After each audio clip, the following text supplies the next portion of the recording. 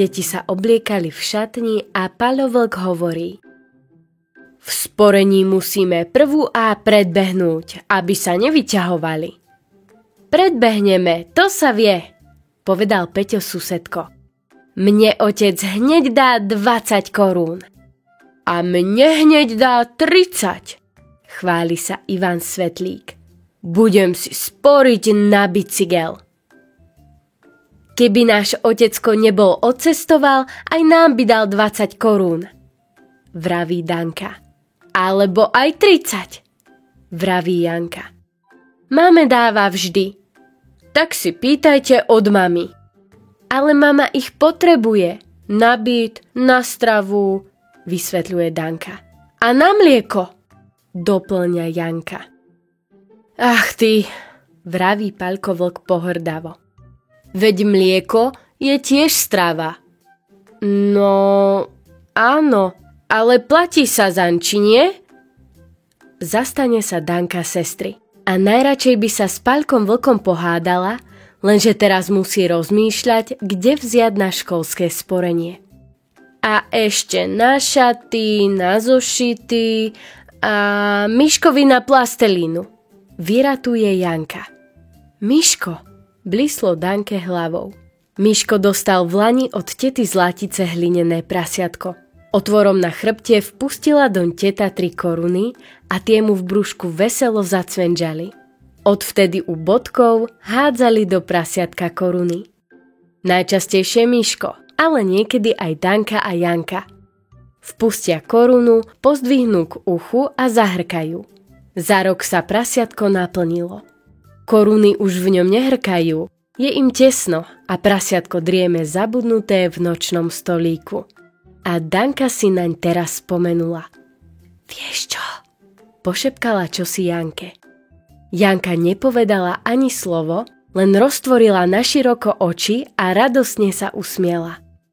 Doma Danka vytiahla prasiatko, položila ho na stôl a vraví: Miško, my súťažíme s prvou A, vieš? Viem, hovorí Miško. A čo je to súťažíme? Že ktorá trieda nasporí viac korún. Tak by si nám tieto korunky mohol dať. A vy mi čo dáte? Ja ti dám žuvačku, vraví Janka. A ja ti dám žuvačku, vraví Danka. Tak dobre, súhlasí Miško. Tak teda prasiatko rozbi. Ale toho bude bolieť. Čože by ty hlúpučky, veď prasiatko nie je živé, ale hlinené. A mama sa nebude hnevať? Čože by sa hnevala, veď prasiatko je tvoje, či nie? No áno, moje. No tak ho rozbi. Tak ho rozbi ty, povedal Miško a pozrel na Danku. Alebo ty? A pozrel aj na Janku. Kladivo je už pripravené, ale nik sa neopováži nám siahnuť. Viete čo? Rozbíme ho všetci traja, navrhla Danka.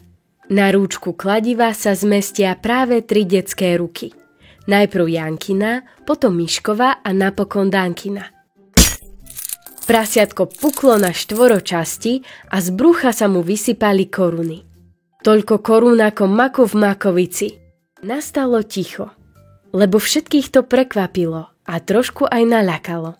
Prvá sa spamätala Danka. Môžem si vziať? Spýtuje sa Miška. Nech sa páči. A ja si môžem vziať? Spýtuje sa Janka. Nech sa páči. Bodky si vzali po plnej hrsti a vysypali do zásteriek. A potom si vzali po plnej hrsti a ešte po 2 korunách. Na stole ostali len črepy z prasiatka. Budeme si sporiť na bicykle, vraví Janka. A ja si chcem sporiť na bicykel, hundre Miško a hľadí na bodky nevraživo. Ale my už chodíme do školy a ty si ešte malý. Zajtra budeš mať iba 4 roky. A koľko mám dnes? Dnes? No, dnes nemáš ešte ani 4 a my už máme 7, presviečala ho Danka. Kým budeš taký veľký ako my, nazbieraš si ešte aj za 3 prasiatka, vraví Janka a podáva mu žuvačku. tak dobre, uspokojil sa Miško. Korún bolo tak veľa, že ich bodky nevedeli ani spočítať. Každá mala 2 kôpky po 10 korún a na 3. kôpke mala Janka 7 korún a Danka 4. Prečo ty máš viac? Srdila sa Danka. Miško nám dal preca porovnako. A načahuje sa k Jankinému dielu. Ale Janka si nedá. Už sa strhne bitka. Nevšimli si ale, že ich pozoruje mama. Áno, Miško vám dal porovnako. A vie mu ako? Po žuvačke. Och, ako sa za vás hanbím. A mama nebola ani taká nahnevaná, ale skôr zarmútená. Nechala bodkám po jednej 10-korunovej kôpke, lebo viac si vraj do prasiatka neodložili. A ostatné peniaze vzala. Kúpim ti za ne kolobežku, ty môj radodaj. Veď máš zajtra narodeniny, povedala Miškovi. Danka a Janka hľadeli zahambene do zeme a mama sa s nimi nezhovárala do samého večera.